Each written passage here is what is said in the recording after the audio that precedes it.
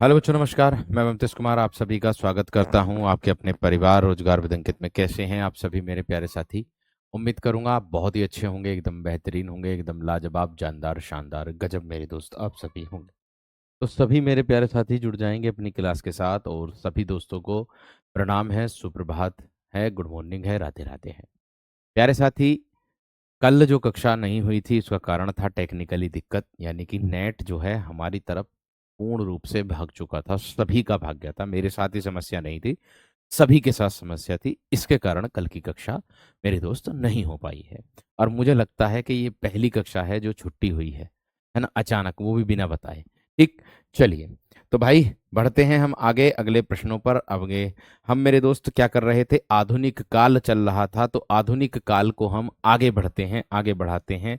कहाँ तक अगर हम लोगों ने पढ़ लिया था, तो यहाँ देखिएगा, प्रगतिवाद और कुछ इसके स्मरणीय तथ्य की अगर मैं बात करता हूँ, इसके बारे में हम लोग जानेंगे।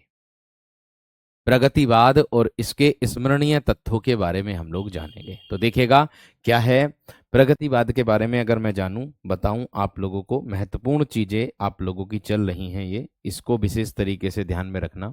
प्रगतिवाद छायावाद की भस्म से नहीं पैदा हुआ। इन्होंने बोला है कि प्रगतिवाद जो है वो छायावाद की भस्म से पैदा नहीं हुआ है, वह उसके यौवन का गला घोटकर ही उठ खड़ा हुआ है। ये किसने कहा? ये डॉक्टर नगेंद्र ने कहा था। विचार और अनुभूति इनकी रचना है उसमें, विचार और अनुभूति इनकी रचना है, उसमें इन्होंने कहा था डॉक्टर नगेंद्र ने। ये जो पंक्ति है ये इन्हीं की है, स्मरणीय तथ्य जो है ये इन्हीं का ही है। ठीक है जी। प्रगतिवाद समाज की ही साहित्यिक अभिव्यक्ति है, ये डॉक्टर नगेंद्र का है। आगे, त्रिलोचन, त्रिलोचन शास्त्री का जो मूल नाम है वो वसुदेव सिंह था, और मुक्तिबोध ने इन्हें अवध का किसान कहा था। ये वाली बात भी मैंने आप लोगों को बताई भी थी, और आज दोबारा मेरे दोस्त क्या हो गई है, रिपीट भी हो गई है। ठीक है, इसको महत्वपूर्ण को याद रखना। आगे, प्रगतिवाद उपयोगितावाद का दूसरा नाम है। ये किसका कथन है? ये भैया जी आपके सुमित्रानंदन पंथ का कथन है। ये किसका कथन है? सुमित्रानंदन पंथ का कथन है। आगे, प्रगतिवाद साम्यवाद का पोषक और पूंजीवाद का शत्रु है, ये डॉक्टर नगेंद्र का है। देखिए, ये सबसे ज्यादा मोस्ट इंपोर्टेंट है, ये बात का ध्यान आपको रखना है। ये जो है ये सबसे ज्यादा मोस्ट इंपोर्टेंट है, और ये पूछे भी जाते हैं परीक्षा में, एग्जाम में आता भी है ये। ठीक है, ये बात का ध्यान आप सभी को रखना है। प्रगतिवाद के तीन कवि हैं, नागार्जुन, केदारनाथ अग्रवाल और त्रिलोचन। जैसे जैसे ढाक के तीन पात, ये रामविलास शर्मा का कथन है। ये किसका स्मरणीय तथ्य है? ये तथ्य है आपके रामविलास शर्मा का। ये किसका तथ्य है मेरे दोस्त? रामविलास शर्मा का स्मरणीय तथ्य है। समझ में आ गई? आगे, त्रिलोचन को कृपांक देकर, आगे दिया है, त्रिलोचन को कृपांक देकर उस श्रेणी में डाला गया। असली प्रगतिवादी दो ही हैं, नागार्जुन और केदारनाथ अग्रवाल, ये कहा है बच्चन सिंह ने। देखो, त्रिलोचन को कृपांक देकर, त्रिलोचन को कृपांक देकर उस श्रेणी में डाला गया। असली प्रगतिवादी तो केवल और केवल दो ही हैं, असली प्रगतिवादी तो केवल दो ही हैं। एक है आपके केदारनाथ अग्रवाल जी, और एक है नागार्जुन। ये कथन है बच्चन सिंह का, ये स्मरणीय कथन किसका है? बच्चन सिंह का। इसी प्रकार से कथन वाले तो इसी तरीके से मेरे दोस्त प्रश्न पूछे जाते हैं परीक्षा में, ये बात का ध्यान आपको रखना है। आगे दिया है, प्रगतिशील साहित्य से मतलब, प्रगतिशील साहित्य से मतलब उस साहित्य से है जो समाज को आगे बढ़ाता है। मैंने कहा कि प्रगतिशील साहित्य से जो मतलब है वो उस समाज से है, उस समाज को है जो समाज आगे बढ़ाता है, यानी कि जो समाज को क्या करता है, आगे बढ़ाता है, मनुष्य के विकास में सहायक होता है। मनुष्य के विकास में क्या होता है? सहायक भी होता है। आगे, डॉक्टर रामविलास शर्मा का कथन है, स्मरणीय तथ्य है ये किसका है? ये डॉक्टर रामविलास शर्मा का तथ्य है। आगे, दर्शन में जो द्वंद्वात्मक भौतिकवाद है, आगे दिया है कि दर्शन में जो द्वंद्वात्मक भौतिकवाद है, राजनीति में जो साम्यवाद है, वही साहित्य में प्रगतिवाद है। यानी कि दर्शन में जो द्वंद्वात्मक भौतिकवाद है और राजनीति में जो साम्यवाद है, वही साहित्य में प्रगतिवाद है। वही साहित्य में क्या है मेरे दोस्त? प्रगतिवाद है। वही साहित्य में प्रगतिवाद को दर्शाता है। इतनी बात सबकी समझ में आ गई? इतनी बात सभी की क्लियर हो गई? एकदम बेहतरीन जबरदस्त तरीके से हो गई होगी। आगे देखो मेरे दोस्त, आगे क्या कहता है कि हिंदी में प्रगतिवाद के नाम पर कूड़ा करकट लिखा गया, ये शिवदान सिंह चौहान ने है। देखो इन्होंने कहा, ये अच्छा कथन है, ध्यान रखना। ऐसा कथन पूछा जा सकता है कि हिंदी में प्रगतिवाद के नाम पर कूड़ा करकट लिखा गया, ये किसका कथन है? ये किसने कहा? ये किसका कथन है? ये किसने कहा? तो भैया ध्यान रखना है आप सभी को, किसका कथन है ये कथन है शिवदान सिंह चौहान का। समझ में आई बात? ये अभी आपके स्मरणीय तथ्य चल रहे हैं, इनको, वो भी किसके? प्रगतिवाद के। ठीक है, आगे देखो। प्रगतिवाद का शुभारंभ जो माना गया है वो 1936 ईस्वी माना है। प्रगतिवाद प्रगतिशील लेखक संघ का प्रथम अधिवेशन कब हुआ था? भैया पूछा जा सकता है। तो प्रगतिशील लेखक संघ का जो प्रथम अधिवेशन हुआ था 9 से 10 अप्रैल 1936 ईस्वी को लखनऊ में हुआ था, जिसके अध्यक्षता प्रेमचंद ने की थी। जिसकी अध्यक्षता किसने की थी? प्रेमचंद ने की थी। आगे, प्रगतिवाद का प्रवर्तक सुमित्रानंदन पंत को माना जाता। भैया ऐसे प्रश्न आ जाते हैं। प्रगतिवाद के आदि प्रवर्तक कार्ल मार्क्स हैं। गया प्रसाद शुक्ल स्नेही को प्रगतिवाद का आदि प्रवर्तक कहा है किसने? जनेश्वर वर्मा ने कहा है। ये जनेश्वर वर्मा ने कहा है। प्रगतिवाद का बीज परिवर्तन पंत कविता का है मेरे दोस्त। पंत जो सुमित्रानंदन पंत की कविता है, कौन सी? परिवर्तन। उस कविता को कहा गया है मेरे दोस्त प्रगतिवाद का बीज। प्रगतिवाद का आधार द्वंद्वात्मक भौतिकवाद। द्वंद्वात्मक भौतिकवाद। प्रगतिवाद का दार्शनिक आधार क्या होगा? साम्यवाद हो जाएगा। क्या हो जाएगा? साम्यवाद हो जाएगा। प्रगतिवाद का शंखनाद पंत की ताज कविता। देखो बेहतरीन प्रश्न, देखो कितना बेहतर कंटेंट आप लोगों को मिल रहा है। प्रगतिवाद का शंखनाद क्या होगा? पंत जी की ताज कविता। पंत जी की क्या है? ताज कविता हो जाएगा। इतनी बात सबकी समझ में आ गई होगी। आगे दिया है कि पंत ने प्रगतिवाद को युग की वाणी वीणा, युग की वीणा कहा है, युग वाणी में। यानी कि सुमित्रानंदन पंत ने आगे दिया है कि सुमित्रानंदन पंत ने प्रगतिवाद को युग की वीणा कहा है। ये किसमें कहा? युगवाणी उनकी जो रचना है उसमें इन्होंने कहा। समझ में आई बात? आगे बढ़ूंगा मेरे दोस्त, देखिएगा आगे क्या कहता है। आगे कहता है, ये महत्वपूर्ण तथ्य चल रहे हैं आपके। भारत में प्रगतिशील साहित्य की आवश्यकता 1937 ईस्वी। विशाल भारत में प्रकाशित, देखिए विशाल भारत में प्रकाशित शिवदान सिंह चौहान का प्रसिद्ध लेख है ये। विशाल भारत के लेखक कौन है? शिवदान सिंह चौहान। जिसमें मार्क्सवादी सिद्धांतों की क्या हुई है? चर्चा। जिसमें मार्क्सवादी सिद्धांतों की क्या हुई है मेरे दोस्त? चर्चा की गई है, चर्चा हुई है। क्या हुई है? चर्चा हुई है, चर्चा की गई है। आगे देखो अगला प्रश्न क्या कहता। प्रगतिवाद एक दृष्टि यानी कि आगामी कल में प्रकाशित मुक्तिबोध मुक्तिबोध 1942 के इस लेख में प्रगतिवाद के सैनिक एवं मूर्ति भंजक रूप में उल्लेख हुआ है।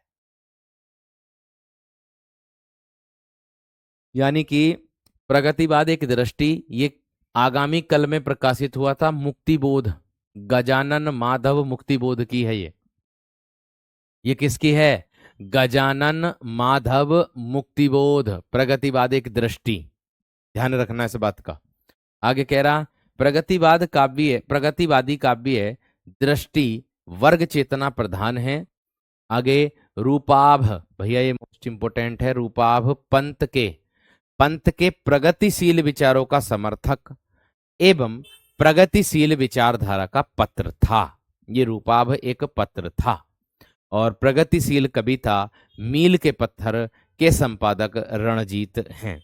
प्रगतिशील कविता जो मील के पत्थर हैं, इसके संपादक कौन हैं भैया? आपके रणजीत हो जाएंगे।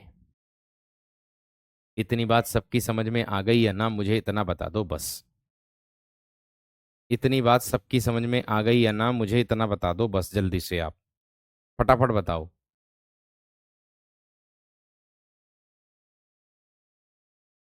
फटाफट बताइएगा जल्दी से मेरे दोस्त, जल्दी बताइए।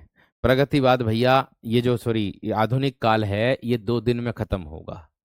कोशिश रहेगी 9 तारीख में ये बिल्कुल पूर्ण रूप से खत्म हो जाए।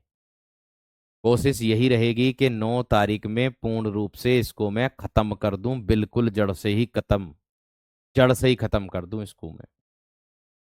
ठीक है, ये मेरा प्रयास है। आगे देखो, प्रगतिशील कविता मील के पत्थर काव्य, ये तो हो गया रणजीत सिंह। आगे दिया है प्रगतिशील साहित्य के मानदंड रांगे राघव। प्रगतिशील साहित्य के मानदंड रांगे राघव, प्रगतिशील साहित्य नंद दुलारे वाजपेयी। देखो, साहित्य के मानदंड जो कहलाते हैं वो कौन है? रांगे राघव है। और प्रगतिशील साहित्य जो आता है आपका, केवल साहित्य, प्रगतिशील साहित्य के मानदंड रांगे राघव, प्रगतिशील साहित्य ओनली साहित्य, ये नंद दुलारे वाजपेयी। ये किसने? नंद दुलारे वाजपेयी।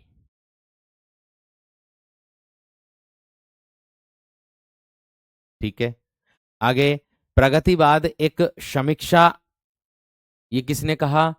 प्रगतिवाद एक समीक्षा धर्मवीर भारती। प्रगतिवाद लेख, ये डॉक्टर नगेंद्र ने कहा।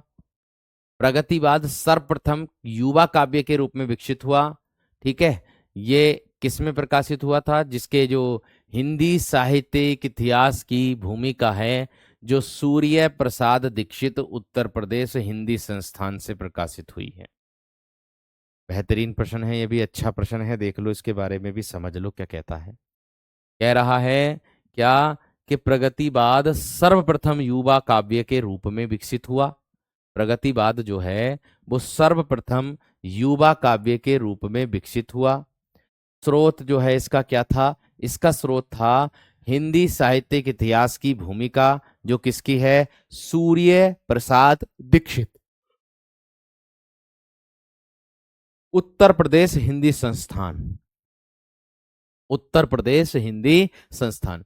इसका जो स्रोत है, ये प्रगतिवाद सर्वप्रथम युवा काव्य के रूप में विकसित हुआ, इसका स्रोत ये है, ये जो दिया है हिंदी साहित्य की इतिहास भूमिका, जिसके लेखक सूर्य प्रसाद दीक्षित जी हैं। जिसके लेखक कौन हैं? सूर्य प्रसाद दीक्षित जी हैं। इतनी बात समझ में आ गई? इतनी बात सबकी क्लियर हो गई या ना? एकदम हो गई होगी, एकदम बेहतरीन। आगे दिया है कि बच्चन सिंह के अनुसार पंत की खड़ी बोली का प्रथम प्रगतिवादी काव्य क्या है? देखो, उसने कहा कि बच्चन सिंह के अनुसार पंत की जो खड़ी बोली का प्रथम प्रगतिवादी काव्य है वो युगवाणी है। वो क्या है मेरे दोस्त? आपका युगवाणी है। ध्यान से समझ लो, दोबारा से मैंने कहा कि बच्चन सिंह के अनुसार पंत की खड़ी बोली का प्रथम प्रगतिशील काव्य, मैंने कहा बच्चन सिंह के अनुसार पंत की खड़ी बोली का प्रथम प्रगतिशील काव्य है क्या? युगवाणी। क्या है? युगवाणी मेरे दोस्त। बात समझ में आ गई? इतनी बात क्लियर हो गई? आगे देखो, आगे क्या कहता है कि गणपति चंद्रगुप्त के अनुसार कालक्रम की दृष्टि से प्रथम प्रगतिवादी, गणपति चंद्रगुप्त के अनुसार कालक्रम की दृष्टि से प्रथम प्रगतिवादी काव्य और कवि करुण सत्सई, कवि करुण सत्सई ब्रज भाषा में क्या है? रचित है। रामेश्वर करुणकृत, ये रामेश्वर करुण द्वारा रचित है, ये बताया गया रामेश्वर करुण कृत। इसमें क्या है? इसमें प्रगतिवाद के सभी अंगों, पक्षों एवं आधारभूत तत्वों का वर्णन हुआ है। इसमें क्या हुआ है दोस्तों, इसमें गणपति चंद्रगुप्त के अनुसार एक कालक्रम की दृष्टि से इसमें प्रथम प्रगतिवादी काव्य के बारे में बताया गया है। ठीक है, इसके बारे में बताया गया है।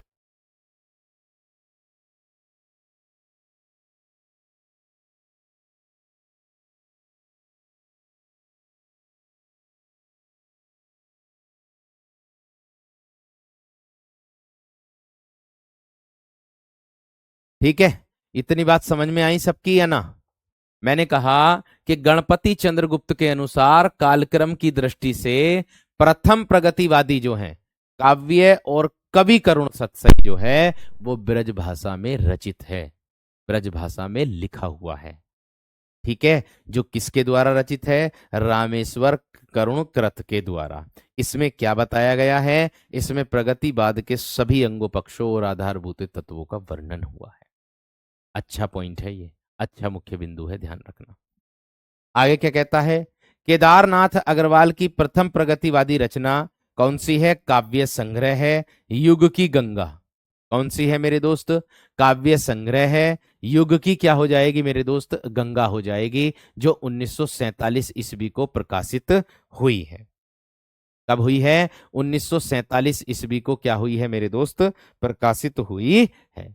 इतनी बात सबकी समझ में आ गई? इतनी बात सबकी क्लियर हो गई या ना?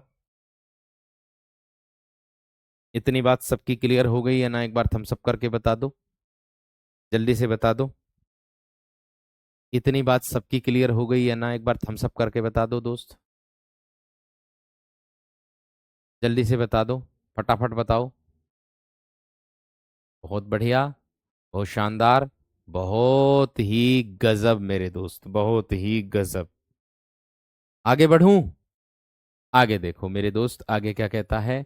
प्रगतिवाद के अंतर्गत विचार मान्य है क्या? देखो, प्रगतिवाद के अंतर्गत विचार मान्य है कौन सा? एक यथार्थवाद, एक पदार्थवाद और एक समाजवाद और एक कार्ल मार्क्स का द्वंदात्मक भौतिकवाद। भैया देखो कितनी अच्छी बात है, अच्छा मुख्य बिंदु मिला है, इसको भी नोट कर लो। ठीक है सर, कल मैं एक प्रैक्टिस सेट दे रही थी तो उसमें कंटेंट से बहुत सारे प्रश्न मिले, बहुत बहुत धन्यवाद। बस उद्धार हो जाए किसी भी तरीके से आप सभी का। मैंने कहा कि प्रगतिवाद के अंतर्गत विचार माननीय है कौन कौन सा? एक यथार्थवाद, एक पदार्थवाद, एक समाजवाद और एक कार्ल मार्क्स का जो द्वंदात्मक भौतिकवाद है ये। ठीक है, आगे कह दिया कि प्रगतिवाद ने सर्वप्रथम यथार्थवाद की ओर, समस्त यथार्थ मतलब सामने कह दोगे एक प्रकार से जो प्रत्यक्ष होता, इसका विलोम होता है कल्पित। यथार्थ का विलोम क्या होता है? कल्पित होता है, ध्यान रखना। तो की ओर समस्त साहित्यिक चेतना को अग्रसर होने की प्रेरणा दी है। यानी कि समस्त साहित्यिक चेतना को क्या करने की प्रेरणा दी है मेरे दोस्त? अग्रसर होने की प्रेरणा इसको दी है। इतनी बात समझ में आई? आगे बोला है कि केदारनाथ अग्रवाल की जो प्रथम कृति है वो कौन सी है? नींद के बादल। केदारनाथ अग्रवाल की जो प्रथम कृति है, प्रथम रचना है, वो कौन सी है? नींद के बादल। कौन सी है? नींद के बादल। 1947 ईस्वी में इसका प्रकाशन वर्ष है। भैया अच्छा प्रश्न है, पूछा जा सकता कि प्रथम काव्य संग्रह कौन सा होगा? नींद के बादल। कौन सा होगा मेरे दोस्त? नींद के बादल। अच्छा है, ध्यान रखना, और पूछा भी जा सकता है। आगे देखो, आगे क्या कहता है? आगे कहता है आप लोगों का क्या, कि नागार्जुन की खड़ी बोली की प्रथम रचना राम के प्रति 1935 विश्व बंधु पत्रिका लाहौर से प्रकाशित हुई है। यानी कि देखो, नागार्जुन की जो खड़ी बोली की प्रथम रचना है, ध्यान से समझो, मैंने कहा नागार्जुन की खड़ी बोली की प्रथम रचना राम के प्रति जो है 1935 में प्रकाशित हुई थी, लेकिन विश्व बंधु पत्रिका लाहौर से प्रकाशित होती है। इनकी जो विश्व बंधु पत्रिका में है वह कहां से प्रकाशित हुई थी? लाहौर से। मैंने कहा नागार्जुन की खड़ी होली की प्रथम रचना राम के प्रति है, लेकिन विश्व बंधु पत्रिका लाहौर से प्रकाशित हुई। विश्व बंधु पत्रिका जो है वो लाहौर से प्रकाशित हुई है, और इस पत्रिका में मेरे दोस्त इसके कुछ तथ्य भी महत्वपूर्ण इसमें मिले हैं। बात समझ में आई? बात क्लियर हुई है ना? एक बार थम्स अप करके बता दो सब। इतनी बात क्लियर हुई है ना? एक बार थम्स अप करके बता दो मेरे दोस्त जल्दी से।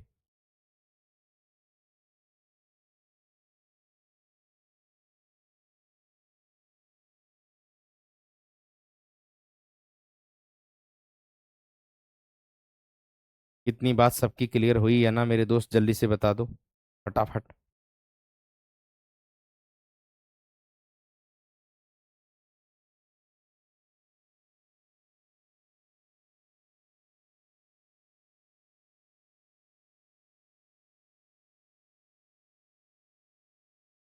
क्लियर है?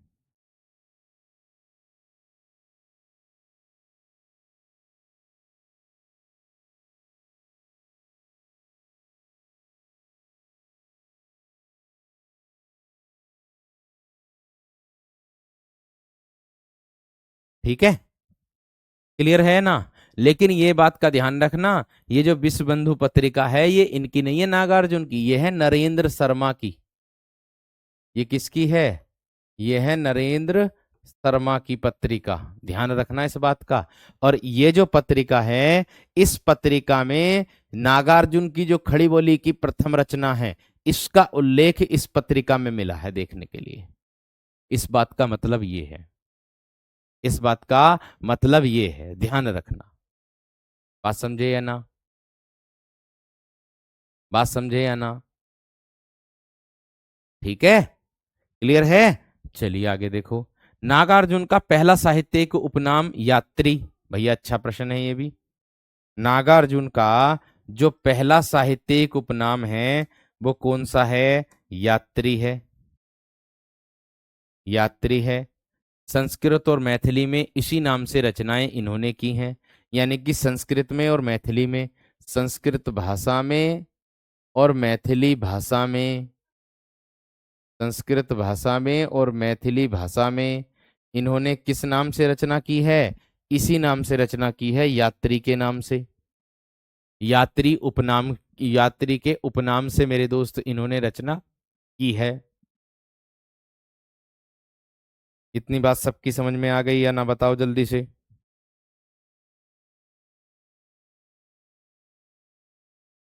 इतनी बात सबकी समझ में आ गई या ना? एक बार जल्दी से बताओ थम्स अप करके दोस्त।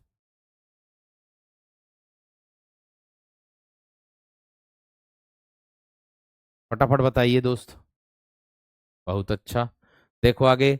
नागार्जुन की मैथिली भाषा में प्रकाशित पहली कविता जो है वो मिथिला पत्रिका में लहेरिया सराय से प्रकाशित हुई है। देखो, नागार्जुन की जो मैथिली भाषा में प्रकाशित पहली कविता है वो शीर्षक जिसका अज्ञात के रूप में है, मिथिला पत्रिका। शीर्षक अज्ञात। नाम क्या दिया है इसका? शीर्षक अज्ञात। पहली कविता शीर्षक अज्ञात मिथिला पत्रिका में लहेरिया सराय से प्रकाशित हुई थी, यानी कि इसके जो उल्लेख है वो मिथिला पत्रिका में मिला है। ये इसका अर्थ है। इसका जो उल्लेख है वो मिथिला पत्रिका में मिला है। एक बार थम्स अप कर दो। ये वह महत्वपूर्ण बिंदु हैं जो आपकी अनेक प्रकार की बुकों से मेरे दोस्त एक जगह संकलन किया गया है। कंटेंट से ये समझ लीजिएगा बिल्कुल भी कॉम्प्रोमाइज नहीं किया है।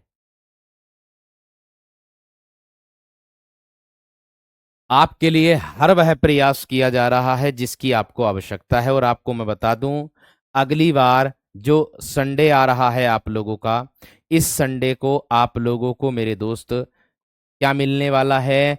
मॉक टेस्ट मिलने वाला है आपको। क्या मिलने वाला है? मॉक टेस्ट मिलने वाला है, जिसमें 150 प्रश्न होंगे।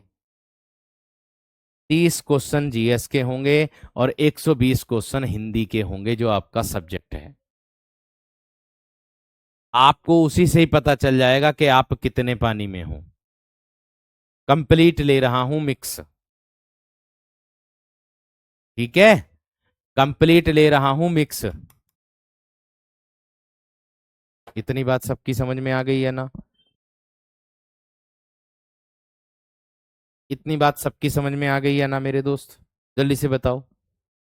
ठीक है, ये मॉक टेस्ट हर वह सब्जेक्ट का मिलेगा आपको, प्रत्येक संडे मिले करेगा, प्रत्येक संडे मिलेगा जब तक आपका एग्जाम है, टिल एग्जाम, टिल एग्जाम। और इस मॉक टेस्ट को ऐसा नहीं है कि आप अपने ही समय, मतलब इसका कोई समय दिया गया है ना, इस समय पर ही दे पाओगे, नहीं। इसको आप मेरे दोस्त किसी भी समय दे दोगे। अगर संडे है तो सुबह 6 बजे ओपन होगा, लेकिन 6 बजे के बाद किसी भी समय तक दे दो, चाहे सोमवार में दे दो चाहे मंगल में दे दो, मगर संडे बीत जाना चाहिए, मतलब संडे आ जाना चाहिए। संडे में ही टेस्ट आता है, संडे में ही मिलेगा, ये बात का ध्यान रखना। ठीक है, आगे दिया है त्रिलोचन का जो प्रथम काव्य संग्रह है वो धरती है। अच्छा है, त्रिलोचन का जो प्रथम काव्य संग्रह है वो क्या है मेरे दोस्त? धरती है। 1945 ईस्वी में प्रकाशित है। मुक्तिबोध ने वासुदेव सिंह उर्फ त्रिलोचन को अवध का किसान कहा। देखो ये वाली बात कितनी बार रिपीट हुई। अब जब ये बात रिपीट ही हो रही है तो इस बात का अर्थ ये निकल रहा है कि कहीं ऐसा ना हो कि परीक्षा में इसमें से ये वाला प्रश्न आ जाए कि किसको अवध का किसान कवि कहा जाता है। किस कवि को अवध का किसान कवि कहा जाता है? तो त्रिलोचन को अवध का किसान कवि कहा जाता है। भैया किसको कहा जाता है? त्रिलोचन को अवध का किसान कवि कहा जाता है। समझ में आ गई बात या ना? आ गई होगी। आगे बढ़ो मेरे दोस्त अगले प्रश्न की ओर। कहता है क्या? उर्वशी पर ज्ञानपीठ पुरस्कार 1972 ईस्वी। उर्वशी पर ज्ञानपीठ पुरस्कार 1972 ईस्वी। संस्कृति के 4 अध्याय 1956 ईस्वी। इसी पर संस्कृति के 4 अध्याय पर 1959 ईस्वी में क्या मिला था? साहित्य अकादमी पुरस्कार रामधारी सिंह दिनकर को मिला था। किसको मिला था? रामधारी सिंह दिनकर को मिला था। और उर्वशी भी मेरे दोस्त ये किसकी है? रामधारी सिंह दिनकर की ही है। और इस पर भी ज्ञानपीठ पुरस्कार मिला था 1972 ईस्वी में। पुरस्कार और जितने भी हैं वो सब मैं अलग से कराऊंगा, निश्चिंत रहना, आप परेशान ना होना, क्योंकि आपको पुरस्कार से भी प्रश्न आए हैं 2018 के पेपर में अगर देखें तो। ठीक है, आगे कुरुक्षेत्र की बात करूंगा तो ये कुरुक्षेत्र पर उत्तर प्रदेश सरकार द्वारा पुरस्कार एवं साहित्यकार सांसद प्रयाग की ओर से साहू पुरस्कार दिनकर को दिया गया था। किसको दिया गया था? साहू पुरस्कार कुरुक्षेत्र रचना के लिए दिया गया था। इसको भी मेरे दोस्त नोट कर देना, अच्छा प्रश्न है ये भी। ये भी कैसा प्रश्न है? ये भी मेरे दोस्त अच्छा ही प्रश्न है, इसको भी नोट कर देना आप सभी।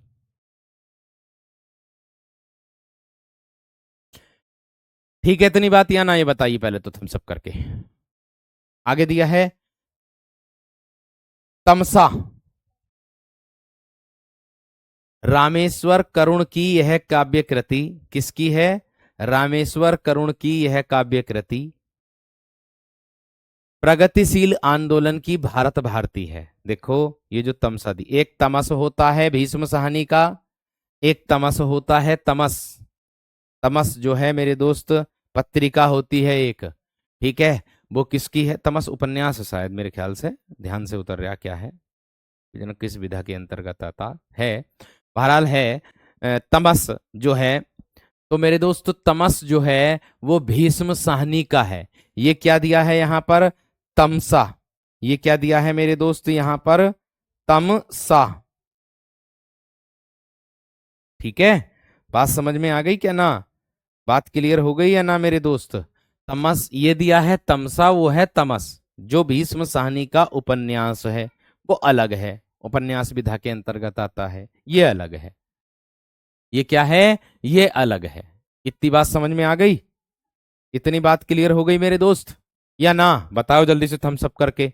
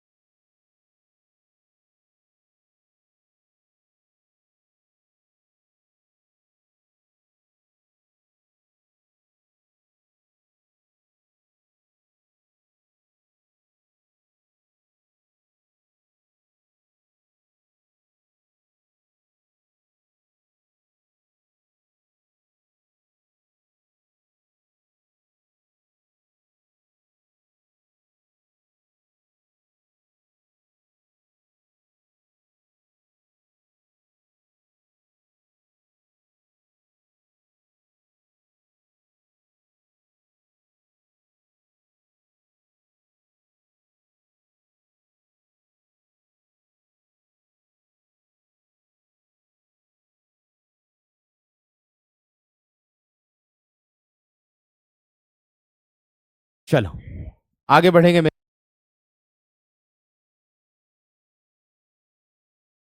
आगे क्या कहता है देखो, आगे कह रहा है कि हुंकार और सामधेनी।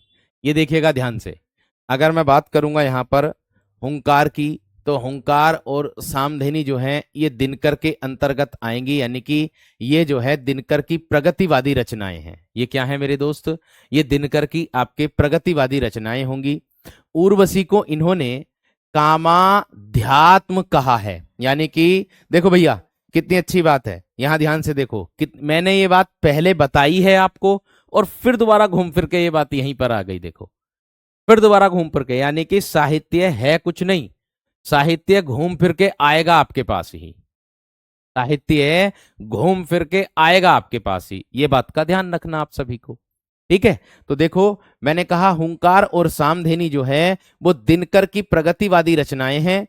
उर्वशी को इन्होंने कामाध्यात्म कहा है, उर्वशी को क्या कहा है, कामाध्यात्म कहा है। और हजारी प्रसाद द्विवेदी उर्वशी को प्रबंधात्मक काव्य न मान करके क्या मानते हैं, गीतिकाव्यात्मक काव्य कहते हैं। यानी कि देखो ध्यान से समझो मैंने क्या कहा, हजारी प्रसाद द्विवेदी उर्वशी को, हजारी प्रसाद द्विवेदी उर्वशी को क्या नहीं मानते, ये मान रहे नहीं है प्रबंधात्मक काव्य, ये प्रबंधात्मक काव्य न मान करके क्या मानते हैं इसको, इसको मानते हैं गीति काव्यात्मक काव्य मानते हैं। ये गीति काव्यात्मक काव्य मानते हैं कौन, रामधारी सिंह वो सॉरी हजारी प्रसाद द्विवेदी जी। ये बात का भी ध्यान रखना। आगे दिया है क्या, बोला है कि 5 अंकों में विभक्त, 5 अंकों में विभक्त और नाटकीय शैली में रचित प्रबंधात्मक कृति उर्वशी में पुरूरबा, उर्वशी में पुरूरबा और उर्वशी की कथा के द्वारा काम और भोग की समस्या को बाणी मिली है। यानी कि काम और भोग की समस्या को क्या मिली है मेरे दोस्त, वाणी मिली है। ये बात भी आप सभी को दिमाग में रखनी होगी, ये बात भी आप सभी को दिमाग में रखनी होगी। क्लियर हो गई है ना, इतनी बात क्लियर हो गई है ना मेरे दोस्त, जल्दी से बताओ थम्स अप करके। इतनी बात सबकी क्लियर हो गई है ना मेरे दोस्त, जल्दी से थम्स अप करके बताओ, जल्दी से थम्स अप करके बताओ। आगे दिया है कि हुंकार में वर्तमान दयनीय जीवन के प्रति आक्रोश, होम का भाव प्रकट न कर प्रलय और रुद्र का आह्वान किया गया है। यानी कि प्रलय और रुद्र का क्या किया गया है, आह्वान किया गया है। हुंकार किसकी रचना है, रामधारी सिंह दिनकर की ही है। हुंकार किसकी रचना है, रामधारी सिंह दिनकर की ही रचना है। आगे दिया है बच्चन सिंह ने इसे क्या बोला है, बैतालिक का जागरण गान कहा है। इसको क्या कहा है बच्चन सिंह ने, बच्चन सिंह ने कहा है बैतालिक का जागरण गान, बैतालिक का जागरण गान इसको कहा है मेरे शेर। इतनी बात सबकी समझ में आ गई, इतनी बात सभी की क्लियर हो गई एकदम बेहतर और जबरदस्त तरीके से। आगे दिया है सामधेनी राष्ट्रीय परक दिनकर की वह रचना है, ध्यान से समझो सामधेनी के बारे में, राष्ट्रीय परक दिनकर की वह रचना है जिसमें युद्धों का काल्पनिक भयंकर रूप प्रकट कर अशोक के संदर्भ में अहिंसा का महत्व प्रतिपादित किया गया है। अहिंसा का महत्व जो है क्या किया गया है, प्रतिपादित इसके अंतर्गत किया गया है। सामधेनी के बारे में बताया रामधारी सिंह दिनकर की। अच्छी अच्छी चीजें मिल रही है सर, आज नई नई चीजें बहुत सारी मिल रही है देखने के लिए, भाई वाह क्या बात है, अच्छी बात है भाई। ठीक, आगे देखो क्या कहता है, इतनी बात क्लियर हो गई। दिनकर की अन्य प्रसिद्ध रचनाओं में कुरुक्षेत्र 7 सर्गों की समस्या मूलक रचना है।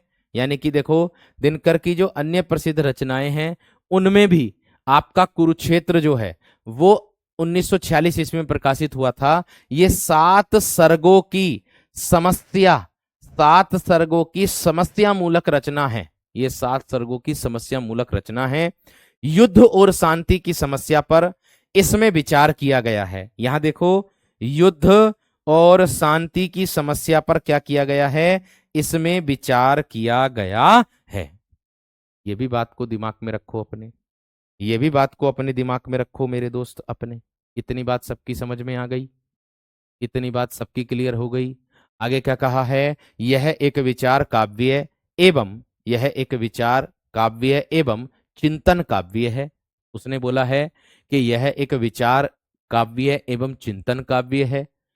चीनी आक्रमण के बाद की रचना परशुराम की प्रतीक्षा। देखिए भाई कितनी अच्छी जानकारी मिल रही है आज तो, कितनी बेहतरीन और अंदर तक की डीप, ये समझ लो नेट लेवल का वो है आपका कंटेंट। ये नेट लेवल का कंटेंट है, तो आप देख रहे होंगे, जान रहे होंगे, पहचान भी रहे होंगे। कहने की आवश्यकता ही नहीं है मुझे, ठीक है? मुझे कहने की आवश्यकता ही नहीं है। समझ रहे हैं कि नहीं? आगे देखो। सर आज इतना ही रहने दो। अबे भैया अभी होया ही कहाँ है, कम से कम 13-14 स्लाइड तो होनी चाहिए, अभी तो 9 ही स्लाइड हुई हैं, थोड़ा सा रुक जाओ अभी। ऐसे थोड़ी हो जाएगा पूरा सिलेबस है। एक तो देखो इसको ढूंढने में तो मैं समय घुमाता ही गवाता हूँ, लेकिन कम से कम तू पढ़ने के लिए तो समय दे दो मेरे दोस्तों। आप कम से कम आप पढ़ने के लिए तो समय दे दो। चलो कंटेंट तो मैं ढूंढ के ला रहा हूँ, वो मेरी जिम्मेदारी बनती है, लेकिन उसको पढ़ने के लिए तो समय ले लो थोड़ा सा। देखो कितनी नई नई चीजें मिली हैं। है, देखो क्या दिया है। चीनी आक्रमण के बाद हुआ था क्या मेरे दोस्त? इनकी रचना परशुराम की प्रतीक्षा, इनकी रामधारी सिंह दिनकर की ही। ठीक है, चीनी आक्रमण के बाद। आगे, राष्ट्रीय जागरण भारतवर्ष के क्रोध और गर्जन, एकता और त्याग तथा कर्तव्य एवं बलिदान का भाव निरूपित हुआ है। यानी कि इस परशुराम की प्रतीक्षा में क्या हुआ है, ध्यान से समझ लो। इस परशुराम की प्रतीक्षा रचना में मेरे दोस्त एक राष्ट्रीय जागरण और भारतवर्ष के क्रोध और गर्जन, गरजने को दर्शाता गर्जना, जिसे कह देते हैं बादल गड़गड़ाते हैं ना, इसी प्रकार से गर्जना, एकता और त्याग तथा कर्तव्य एवं बलिदान का भाव निरूपित हुआ है। किसका? कर्तव्य एवं बलिदान का जो भाव है वो मेरे दोस्त निरूपित हुआ है। इतनी बात सबकी समझ में आ गई? इतनी बात सभी की क्लियर हो गई? हो गई होगी। आगे क्या दिया है? शिव मंगल सिंह सुमन। यहां पर क्या कहता है देखो। शिव मंगल सिंह सुमन गांधीवादी विचारधारा के कवि हैं। यहां ध्यान से देखो, यानी कि जो शिव मंगल सिंह सुमन है ये आपके, ये गांधीवादी विचारधारा के कवि माने जाते हैं। इसके, ये एक बार रिपीट भी हुआ है, मैंने शायद कराया है, मेरी याद आया पढ़ाते पढ़ाते, कि गांधीवादी विचारधारा के कवि कौन माने जाते हैं? शिव मंगल सिंह सुमन। कौन माने जाते हैं मेरे शेर? शिव मंगल सिंह सुमन माने जाते हैं। आ गया होगा प्रत्येक विद्यार्थी की समझ में भी। आगे, जीवन के गान शीर्षक। जीवन के गान जो है वो क्या है मेरे दोस्त? शीर्षक है इनका। शिव मंगल सिंह सुमन का क्या है? जीवन के गान भैया वो है आपका शीर्षक। आगे, काव्य संग्रह की इनकी अधिकांश कविताएं प्रगतिवादी हैं। ठीक है, इन इसकी भूमिका में शिव मंगल सिंह सुमन ने बाल कृष्ण शर्मा नवीन और दिनकन का प्रतिवाद करते हुए प्रगतिवाद को जीवन और साहित्य का नया दृष्टिकोण कहा है। मैंने क्या बोला है? मैंने बोला मेरे दोस्त यहां पर ध्यान देना, क्या है कि शिव मंगल सिंह सुमन गांधीवादी विचारधारा के कवि हैं। जीवन के गान शीर्षक काव्य संग्रह की इनकी रचना, काव्य संग्रह की इनकी अधिकांश कविताएं जो हैं वो कैसी हैं मेरे दोस्त? प्रगतिवादी हैं। इसकी भूमिका में शिव मंगल सिंह सुमन ने बाल कृष्ण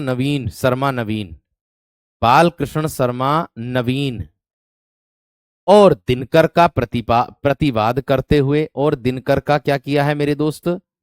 और दिनकर का प्रतिवाद करते हुए प्रगतिवाद को जीवन और साहित्य का नया दृष्टिकोण कहा है। प्रगतिवाद को क्या कहा है? जीवन और साहित्य का नया दृष्टिकोण मेरे दोस्त कहा है। इतनी बात सबकी समझ में आई या ना मुझे बता दो जल्दी से। इतनी बात सबकी समझ में आई या ना मुझे बता दो जल्दी से मेरे दोस्त, हम सब करके बताओ जल्दी से। हम सब करके बताओ मेरे दोस्त जल्दी से, मेरे शेर फटाफट एकदम।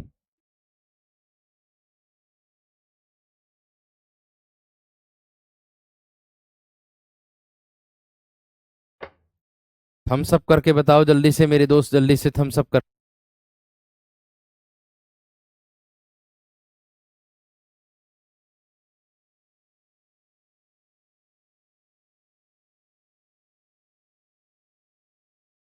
क्लियर हो गई बात इतनी? चलिए आगे देखो मेरे दोस्त। प्रगतिवाद साहित्य को 100 उद्देश्य मानता है, यानी कि प्रगतिवाद साहित्य को क्या मानते हैं? 100 उद्देश्य। इसका अगर संधि विच्छेद करोगे 100 उद्देश्य का, क्या करोगे? से धन उद्देश्य, से धन उद्देश्य कर दोगे। ठीक है, से में आएगा ए, उसका मेल करोगे ऊ से, बराबर में क्या कर दोगे? ओ, और ये जो संधि है आपकी गुण में जाएगा, गुण में। याद रखना किसमें जाएगा? गुण में जाएगा, गुण संधि के अंतर्गत। सर बस करो बस, अभी अरे रुक जाओ, एक दो स्लाइड और पढ़ लो।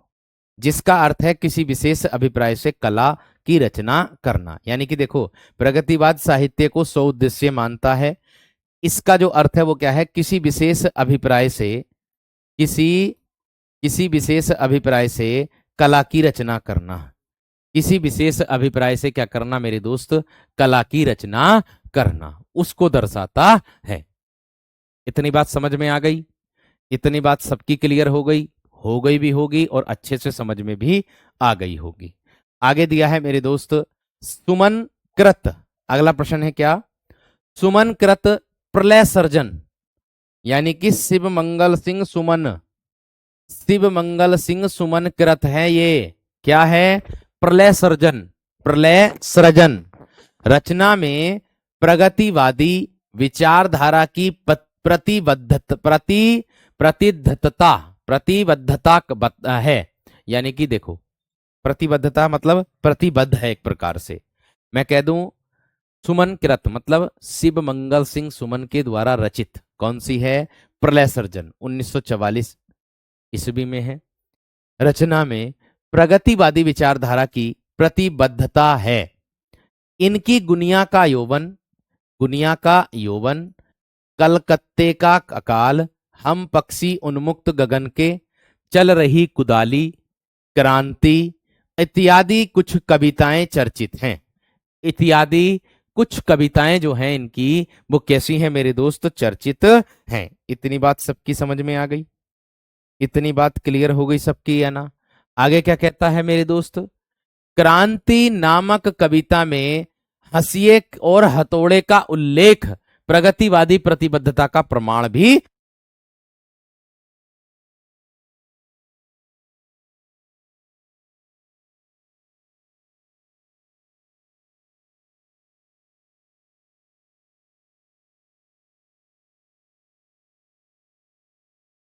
ठीक है, आगे क्या कहता है?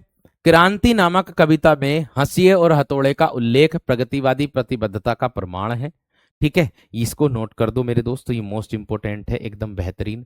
हंसिए और हथौड़े का उल्लेख किसमें है? क्रांति नामक कविता में है, और ये प्रतिबद्धता का प्रमाण भी दर्शाता है। और ये किसकी है? ये सुमित्रा इनकी, सुमन, शिव मंगल सिंह सुमन। सुमन इनका उपनाम है। सुमन इनका क्या है? उपनाम है।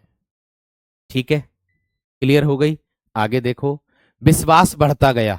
आगे देखिए रचना आई है, विश्वास बढ़ता गया कृति शोषक शोषित की विषमता की गाथा है। यानी कि विश्वास बढ़ता गया जो है, ये शोषक और शोषित की विषमता की गाथा है। ये विषमता को दर्शाता है। किसको दर्शाता है? ये विषमता को दर्शाता है।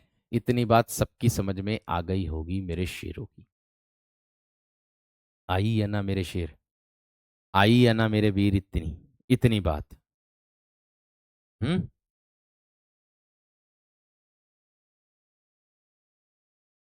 आई है ना मेरे वीर? इतनी बात समझ में आ गई होगी एकदम बेहतरीन और जबरदस्त तरीके से। हैं? आ गई?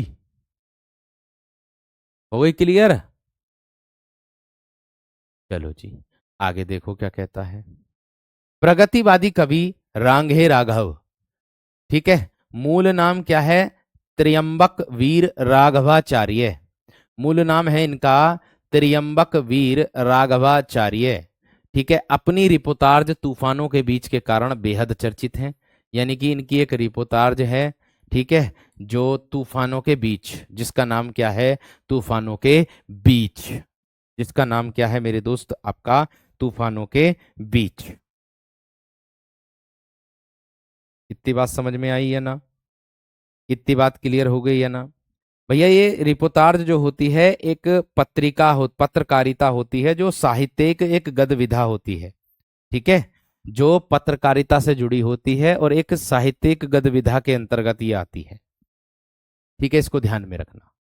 आगे देखिएगा, बेहद चर्चित है। आगे क्या कहता है मेरे दोस्त?